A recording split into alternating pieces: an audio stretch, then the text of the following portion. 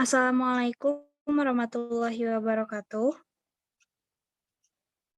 Waalaikumsalam warahmatullahi wabarakatuh. Waalaikumsalam warahmatullahi wabarakatuh. Alhamdulillahirrabbilalamin wabihi nasta'inu ala umuri dinina wa din wassalatu wassalamu ala asrofil anbiya'i wal mursalin wa ala alihi washabihi ajma'in. Pertama-tama, marilah kita panjatkan puji dan syukur kehadirat Allah Subhanahu wa taala karena dengan rahmat dan hidayahnya kita dapat berkumpul lagi pada hari ini dalam diskusi pengelolaan pendidikan. Nah, pada presentasi kali ini, kami dari kelompok 7 akan membahas tentang pengelolaan peserta didik. Selanjutnya, boleh tidak?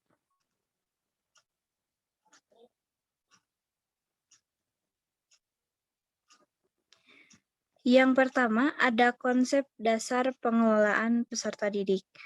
Ada pengertian peserta didik, kedua, pengertian pengelolaan peserta didik, yang ketiga, fungsi dan tujuan pengelolaan peserta didik, kemudian keempat, prinsip pengelolaan peserta didik, dan terakhir adalah ruang lingkup pengelolaan peserta didik.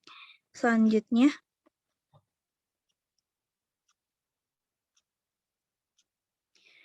pengertian peserta didik. Dalam konteks pendidikan Indonesia, terdapat berbagai terminologi peserta didik, diantaranya yaitu siswa, murid, anak didik, pembelajar, warga belajar, dan juga subjek didik.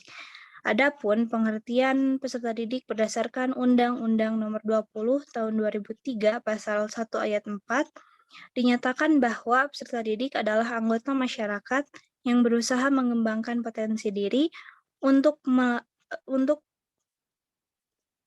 melalui proses pembelajaran yang tersedia pada suatu jalur, jenjang, atau jenis pendidikan tertentu.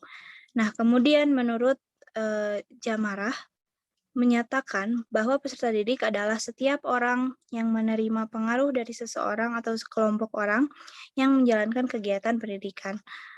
Selanjutnya itu ada pengertian dari Spodek dan Hernimo. Peserta didik adalah miniatur adult yang dalam keterbatasannya mendapatkan bimbingan oleh orang yang lebih dewasa, yang lebih berpengalaman atau lebih dalam ilmu pengetahuannya, sehingga oleh karenanya menjadi individu yang lebih matang.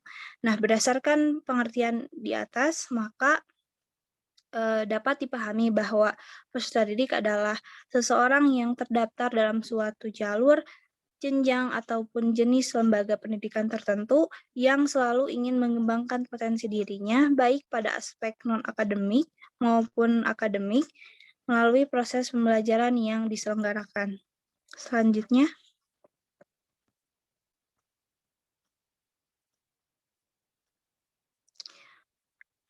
ada pengertian pengelolaan peserta didik. Pengelolaan peserta didik dikenal juga dengan istilah manajemen pengelolaan peserta didik. Adapun manajemen secara etimologis berasal dari kata kerja dalam bahasa Inggris yaitu to manage yang bersinonim dengan kata to hand yang artinya mengurus, to control artinya memeriksa, dan to guide sebagai pemimpin. Kemudian menurut Rama Yulis dan Mulyadi, di Indonesia sendiri manajemen lebih diterjemahkan ke dalam istilah yaitu kepemimpinan tata cara dalam mengatur, pengaturan, pengelolaan, pengendalian, pengurusan, pembinaan, dan penguasaan, dan lain sebagainya.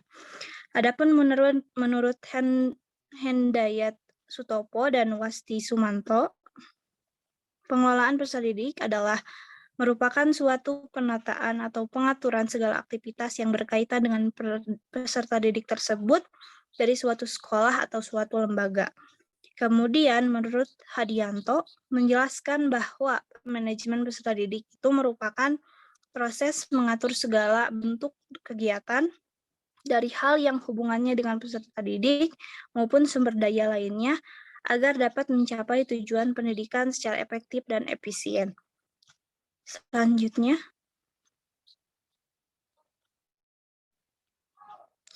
adapun fungsi dan tujuan dari pengelolaan peserta didik. Yang pertama, fungsi.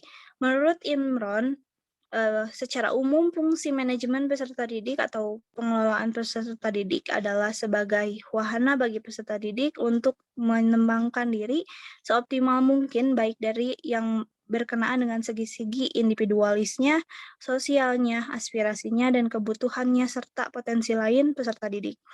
Nah, berdasarkan pengertian ini, maka dapat dilihat bahwa fungsi manajemen peserta didik dalam lingkup yang lebih terperinci, yaitu yang pertama, fungsi berkenaan dengan pengembangan individualitas peserta didik. Fungsi ini diharapkan dapat membuat peserta didik mampu mengembangkan potensi-potensi individualitasnya tanpa hambatan. Kemudian potensi-potensi tersebut meliputi kemampuan umum, yaitu kecerdasan, kemampuan khusus, yaitu bakat, dan kemampuan-kemampuan lainnya. Yang kedua, yaitu fungsi yang berkenaan dengan pengembangan segi sosial peserta didik. Fungsi ini berkaitan dengan hakikat peserta didik sebagai makhluk sosial. Kemudian fungsi ini juga membuat peserta didik mampu bersosialisasi dengan teman sebayanya, dengan orang tuanya, dan dengan keluarganya, serta dengan lingkungan sekolahnya. Yang ketiga, itu ada fungsi yang berkenaan dengan penyaluran aspirasi dan harapan peserta didik. Fungsi ini diharapkan mampu membuat peserta didik bisa menyalurkan hobi, kesenangan, dan juga minatnya, sebab hal-hal tersebut dapat menunjang perkembangan diri dari suatu peserta didik secara keseluruhan. Kemudian fungsi yang keempat yaitu berkenaan dengan pemenuhan kebutuhan dan kesejahteraan peserta didik. Fungsi ini membuat peserta didik sejahtera dalam menjalani hidupnya, sebab jika hidup seseorang peserta didik sejahtera, maka ia akan memikirkan kesejahteraan orang lain termasuk sebayanya. Kemudian selain fungsi juga ada tujuan pengelolaan atau manajemen peserta didik dijelaskan oleh Mulyasa adalah untuk mengatur berbagai kegiatan dalam bidang kesiswaan agar pembelajaran di sekolah dapat berjalan lancar, tertib, dan teratur, serta mencapai tujuan pendidikan sekolah. Kemudian selaras dengan hal tersebut, Mulyasa dipaparkan juga oleh Imron bahwa tujuan manajemen peserta didik adalah mengatur kegiatan-kegiatan peserta didik agar kegiatan-kegiatan tersebut menunjang proses belajar mengajar di sekolah. Selanjutnya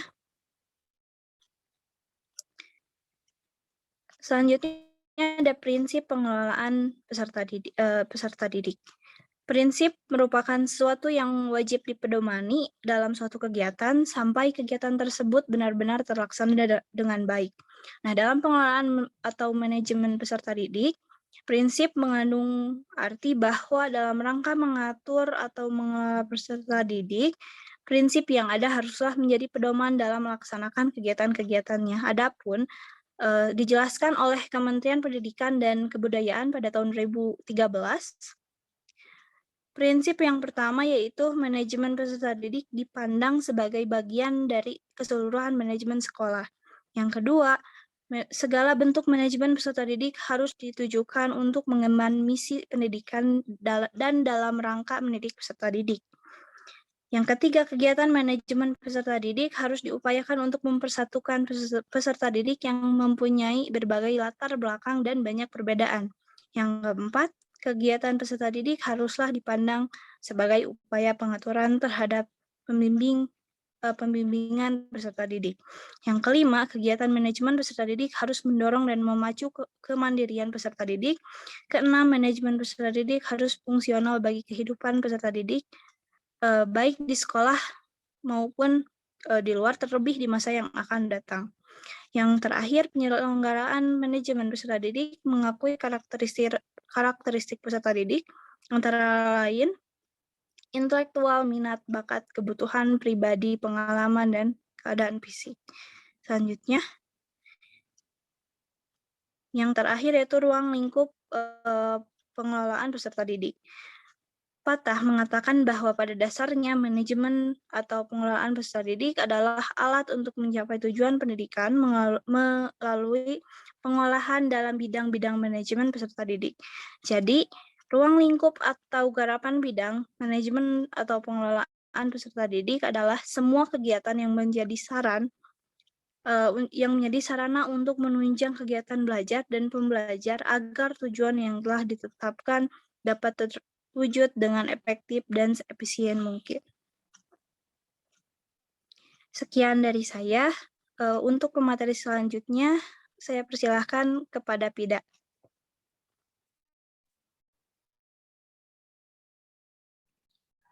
Baik, terima kasih Ainur. Di sini saya akan menjelaskan mengenai perencanaan peserta didik. Perencanaan peserta didik adalah suatu aktivitas memikirkan tentang hal-hal yang harus dilakukan berkenaan dengan peserta didik di sekolah sejak peserta didik akan memasuki sekolah sampai akan lulus dari sekolah. Maksudnya, ketika ada seorang siswa baru masuk ke sekolah, maka itu sudah menjadi tanggung jawab seorang guru bahwa dia harus diberikan arahan, diberikan fasilitas-fasilitas yang ada. Maka itu disebut perencanaan peserta didik. Lalu, hasil proses perencanaan ini adalah sebuah rencana yang tertulis, yakni suatu kegiatan yang akan dilakukan. Maksudnya, ketika guru sudah melakukan perencanaan terhadap peserta didik, maka itu akan menghasilkan sebuah kegiatan, dan kegiatan tersebut itu harus diikuti oleh peserta didik tersebut, harus diikuti oleh siswa yang baru masuk tersebut, seperti itu. Jadi perencanaan peserta didik ini adalah aktivitas yang dilakukan oleh peserta didik sejak dia pertama kali masuk sampai nanti dia akan lulus dari sekolah. Selanjutnya, di sini ada langkah-langkah perencanaan peserta didik. Yang pertama ada forecasting, seperti yang kita lihat di sini ada forecasting, objective, policy, programming, procedure, schedule, dan budgeting. Yang pertama ada forecasting. Apa forecasting? Forecasting adalah menyusun suatu perkiraan kasar dengan mengantisipasi situasi pada masa depan. Dan di forecasting ini juga ada 3 dimensi waktu yang harus diperhatikan.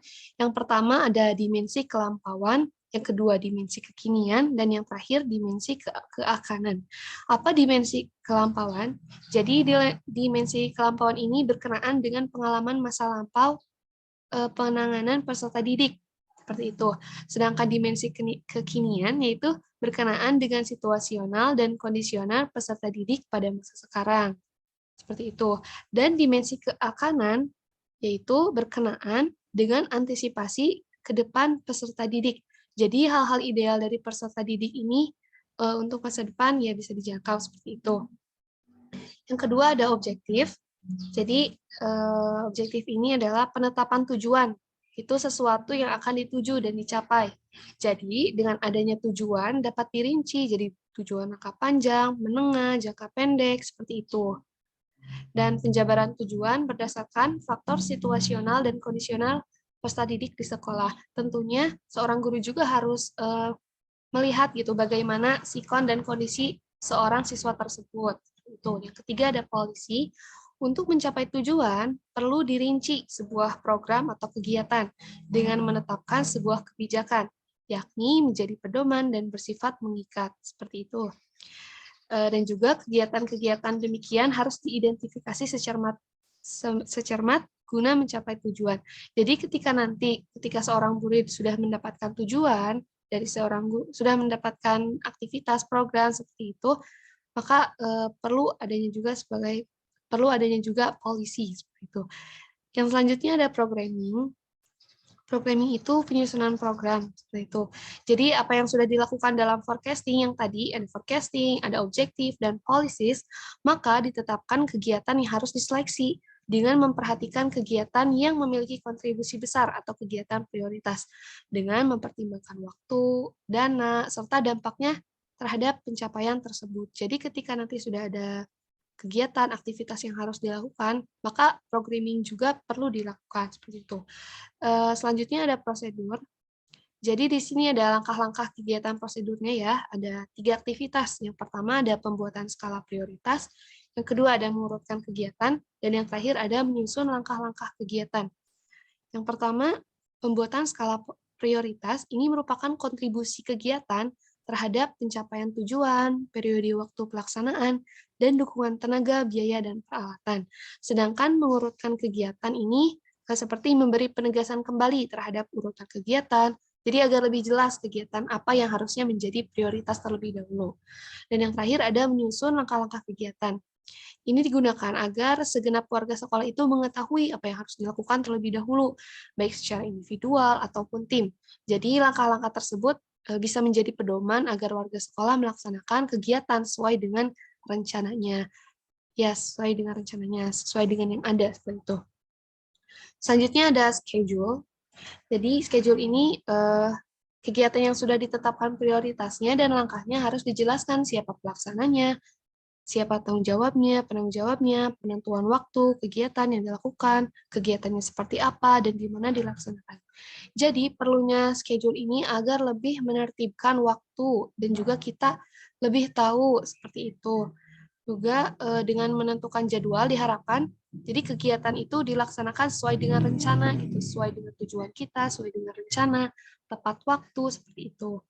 Juga dengan adanya schedule ini memberi peluang warga sekolah untuk menyampaikan saran dan bantuan baik yang sifatnya itu pemikiran tenaga, biaya atau peralatan seperti itu. Yang terakhir ada budgeting. Jadi pada tahap penentuan program ini sudah memikirkan tentang pembiayaan, permasalahan yang sering terjadi, yang sering ada yaitu menyangkut pembiayaan tentang budgeting. Sehingga perlu memperhatikan biaya yang sifatnya terbatas. Juga hal ini terkait sumber dana setiap sekolah yang berbeda. Pembiayaan dapat ditopang dengan tingkat partisipasi masyarakat yang tinggi. Juga sekolah bisa memperhatikan akuntabilitas dan transparansi pembiayaannya. Jadi perlu untuk mengadakan budgeting jadi kita mengetahui gitu, seperti kita mengeluarkan dana berapa untuk apa saja seperti itu. Jadi perlu juga proses budgeting. Mungkin dari saya sekian. Saya kembalikan kepada moderator. Terima kasih. Terima kasih kepada Saudari Pida yang telah menjelaskan materi tentang perencanaan peserta didik. Selanjutnya, kepada Teh Eka, saya persilahkan untuk menyampaikan materi selanjutnya. Baik, terima kasih moderator. Untuk materi selanjutnya yaitu penerimaan peserta didik. Apa yang dimaksud dengan penerimaan? Menurut Jainuddin Kabai, penerimaan adalah total pendapatan yang diterima oleh produsen berupa uang yang diperoleh dari hasil penjualan barang yang diproduksi. Nah, dari pengertian di atas dapat disimpulkan bahwa penerimaan merupakan kenaikan dari aktivitas-aktivitas yang dilakukan perusahaan dalam periode tertentu. Sedangkan yang dimaksud dengan siswa yaitu orang yang datang ke suatu lembaga untuk memperoleh atau mempelajari beberapa tipe pendidikan. Boleh dilanjut.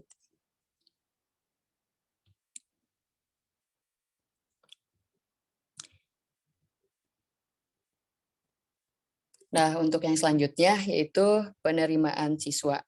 Secara umum, penerimaan siswa dapat diartikan sebagai suatu proses administrasi yang terjadi setiap tahun untuk seleksi calon siswa berdasarkan nilai akademik agar dapat melanjutkan pendidikan pada jenjang yang lebih tinggi. Atau bisa dibilang juga penerimaan siswa itu merupakan suatu proses pendaftaran dan pelayanan kepada siswa yang baru masuk sekolah, yang akan masuk sekolah setelah mereka memenuhi persyaratan yang ditetapkan oleh sekolah tersebut.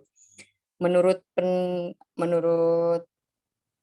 pendapatan lain, penerimaan siswa juga merupakan gerbang awal yang harus dilalui peserta didik dan sekolah di dalam penyaringan objek pendidikan. Penerimaan siswa itu merupakan peristiwa penting bagi suatu sekolah karena merupakan titik awal yang menentukan kelancaran tugas suatu sekolah. Penerimaan siswa juga merupakan salah satu proses yang ada di instansi pendidikan seperti sekolah yang berguna untuk menyaring calon siswa yang terpilih sebagai anak didik di sekolah tersebut. Mengapa diperlukan seleksi dalam penerimaan siswa? Penerimaan siswa merupakan kegiatan awal yang dilakukan lembaga pendidik menjelang tahun ajaran baru. Nah, kegiatan ini tuh biasanya dilakukan dengan mengadakan seleksi. Seleksi dilakukan sebagai upaya untuk memilih peserta didik yang berkualitas dari para calon peserta didik yang lainnya. Selanjutnya,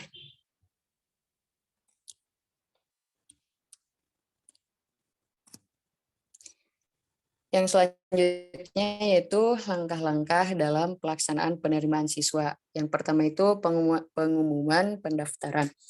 Pengumuman pendaftaran untuk penerimaan siswa untuk yang baru itu biasanya dilakukan secara terbuka oleh pihak sekolah menggunakan media informasi sekolah seperti papan pengumuman atau media lainnya. Pengumuman pendaftaran penerimaan siswa ini dilaksanakan oleh sekolah paling lambat minggu pertama dengan memuat informasi-informasi seperti persyaratan calon peserta, tanggal pendaftaran, jalur pendaftaran, jumlah daya tampung yang tersedia sesuai dengan data rombel dalam Dapodik.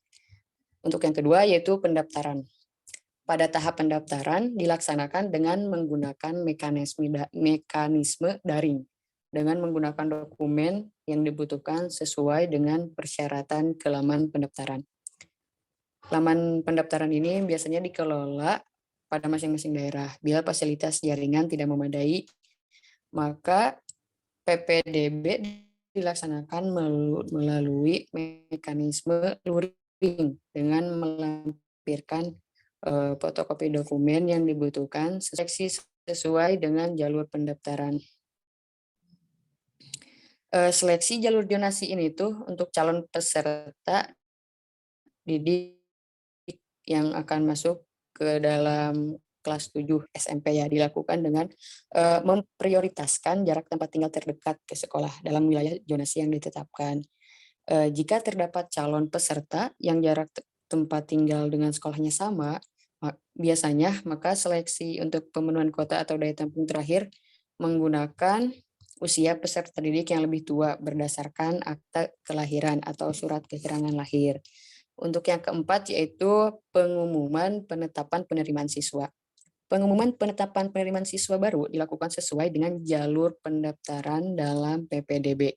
Proses penetapan peserta baru dilakukan berdasarkan hasil dari rapat Dewan Guru yang dipimpin oleh Kepala Sekolah dan ditetapkan melalui keputusan Kepala Sekolah. Untuk yang terakhir yaitu daftar ulang.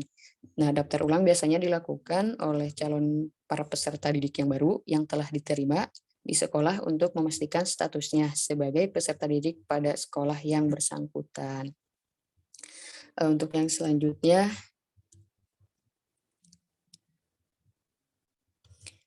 nah, secara sistematis kegiatan penerimaan siswa dapat dilakukan dengan langkah-langkah berikut. Yang pertama, membentuk panitia penerimaan siswa baru. Yang kedua, menentukan syarat pendaftarannya apa saja. Yang ketiga, menyediakan formulir pendaftaran. Yang keempat, pengumuman pendaftaran calon. Yang kelima, menyediakan buku pendaftaran. Yang keenam, waktu pendaftaran dan penentuan calon. Nah, dalam proses seleksi penerimaan siswa dapat ditempuh melalui 3 mekanisme, yaitu yang pertama, jalur zonasi dengan kuota minimal biasanya 90% dari daya tampung sekolah. Yang kedua yaitu 5% dari jalur prestasi. Yang terakhir sisanya melalui jalur perpindahan, itu biasanya tugas orang tua atau wali. Ya. Sekian dari saya, terima kasih. Saya kembalikan kepada moderator. Terima kasih kepada Teh Eka. Selanjutnya, untuk materi selanjutnya saya persilahkan kepada Saudara Taufik untuk membacakan atau memaparkan. Baik, terima kasih Bu Moderator. Di sini ada pengaturan orientasi, kehadiran, dan kedisiplinan peserta didik. Yang dimaksud dengan orientasi adalah perkenalan. Perkenalan ini meliputi lingkungan fisik sekolah, dan lingkungan sosial sekolah. Lingkungan fisik sekolah meliputi prasarana dan sarana sekolah, sedangkan lingkungan sosial meliputi kepala sekolah, guru, tenaga pendidikan, selain guru, teman sebaya seangkatan, dan peserta didik senior di sekolah.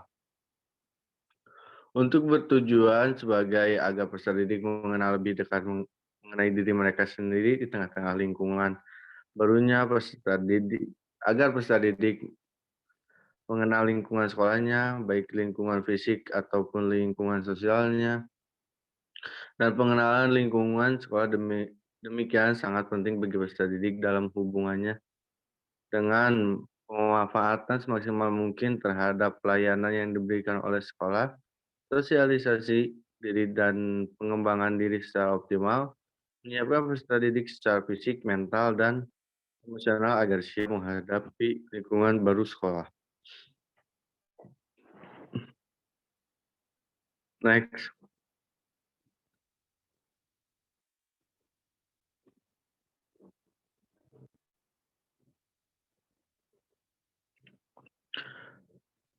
Orientasi berfungsi sebagai wahana untuk menyatakan dirinya dalam konteks keseluruhan lingkungan sosialnya. Di wahana ini, peserta didik dapat menunjukkan inilah saya kepada teman-teman sebayanya. Wahana untuk mengenal siapa lingkungan barunya sehingga dapat dijadikan sebagai pedoman dalam menentukan sikap bagi personalia sekolah atau tenaga kependidikan dengan mengetahui siapa pendidik barunya. Akan dapat dijadikan sebagai titik tolak dalam memberikan layanan-layanan yang mereka butuhkan. Bagi para peserta didik senior, dengan adanya orientasi ini akan mengetahui lebih dalam mengenai peserta didik penerusnya di sekolah tersebut. Hal ini sangat penting terutama berkaitan dengan kepemimpinan estafet organisasi peserta didik di sekolah tersebut. Next. Ada pula kehadiran, yaitu keikutsertaan peserta didik dalam secara fisik dan mental terhadap aktivitas sekolah pada jam-jam efektif sekolah. Sedangkan ketidakhadiran adalah ketiadaan partisipasi secara fisik peserta didik terhadap kegiatan-kegiatan sekolah. Kehadiran ada disebabkan atau bersumber dari keluarga sebagai berikut. Kedua orang tuanya baik ayah atau ibu bekerja, ada kegiatan keagamaan di rumah, ada persoalan di lingkungan keluarga, ada kegiatan darurat di rumah, ada keluarga, famili atau handai taulan yang pindah rumah, adanya kematian, letak rumah yang jauh dari sekolah, ada keluarga yang sakit, baju seragam yang tidak ada lagi, kekurangan makanan yang sehat, ikut orang tua berlibur serta orang tua pindah tempat kerja. Next. Dan yang ketiga ada kedisiplinan. Menurut Liang Yi, disiplin adalah suatu keadaan tertib di mana orang-orang yang bergabung dalam suatu organisasi tunduk pada peraturan-peraturan yang telah ada di rasa senang hati. Adapun pengertian disiplin adalah suatu keadaan tertib dan teratur yang dimiliki oleh peserta didik di sekolah tanpa adanya pelanggaran-pelanggaran yang merugikan baik secara langsung maupun tidak langsung terhadap peserta didik sendiri dan terhadap sekolah keseluruhan. Dan dibagi dalam tiga macam, yaitu sebagai pertama disiplin yang dibangun berdasarkan konsep otoritarian, yang kedua ada konsep permisif, dan yang ketiga dibangun berkonsep kebebasan yang terkendali atau kebebasan yang bertanggung jawab. Terima kasih, saya kembalikan lagi ke moderator. Terima kasih kepada seluruh pemateri yang telah memaparkan materinya. Demikian presentasi dari kelompok 7. Saya sebagai moderator pamit undur diri. Mohon maaf atas kekurangannya dan terima kasih atas perhatiannya. Wassalamualaikum warahmatullahi wabarakatuh. Waalaikumsalam warahmatullahi wabarakatuh. Waalaikumsalam warahmatullahi wabarakatuh.